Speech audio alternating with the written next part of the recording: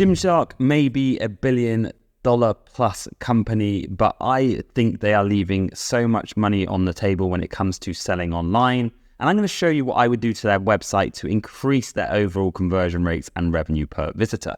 I'm Oliver Kenyon. For the last 12 years, I've been obsessed with all things conversion rate optimization. This is episode number 73 of Optimization by Oliver, and let's get into the tests that I would be running for GymShark. So we're going to start with the homepage, and here's a few things I would do to increase that overall revenue per visitor. Number one, I would add some form of social proof. Now, I know you're going to be shouting at me, hey, these guys are a £1 billion company, everyone knows who they are, they don't need any social proof. I think that's incorrect. I think any brand benefits from showing reviews and social proof.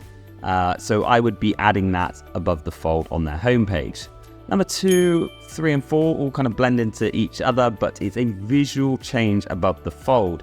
Instead of having an image of male and female and then having these buttons that don't even fit above the fold on the previous design that they currently have, I would be splitting that above the fold section into 2 clear sections. It really helps male or female go to exactly where they want. You use clever, emotive and benefit-driven headlines, nice big call to actions with big fonts and directional cues, and you segment the 2 sections and have a very clear path to where you need to be going. Moving on to their product page, and these guys do an okay job of the product page, but I think they use too much white space. I think there's not enough important conversion principles on there, and I'm going to show you what I would be doing above the fold. So one, we've just added this subtle little label to the image. It's a really nice way of putting like bestsellers or new or low in stock, same as you would do on a collection page. Test it on your product pages as well. Number 2 is we've used product thumbnails as opposed to this kind of clever little radio dots that I just don't think even gets clicked. It's a clear visual draw to show that there is more images in this carousel itself, and it's just a much better experience for the user. Thirdly, I know they're so big they don't need social proof. Wrong. Showcase your social proof.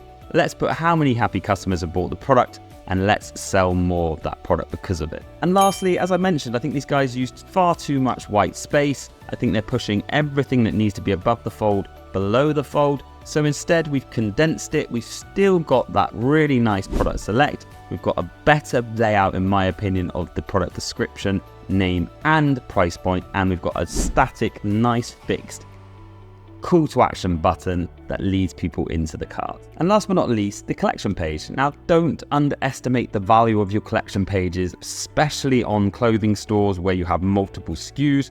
The sole purpose of a collection page is to do that, show off your collection. But so many people get this wrong, including, in my opinion, GymShark. They have this huge image above the fold that pushes all the collection below the fold, and therefore you don't actually get what you're looking for when you land on the page. So number 1, we've got rid of it. 2, we've added that all-important social proof. 3, as I said on the product page, we've made more of those labels using some nice vibrant colors to draw attention to them. Number 4, we've added these really cool little radio dots on the collection page itself to actually showcase that there is more images in the slider. And really importantly, if you compare the 2, on the previous design, you only saw 2 products. On our design, you now see 4 above the fold, which is really important on collection pages. Ben, you're a fellow UK entrepreneur. If you'd like to get in touch with me to speak about how we can run some of these tests on GymShark and improve your revenue per visitor, please get in touch. I'd really appreciate it. And guys, make sure you subscribe to the video to see more of these breakdowns, and I'll see you in the very next video.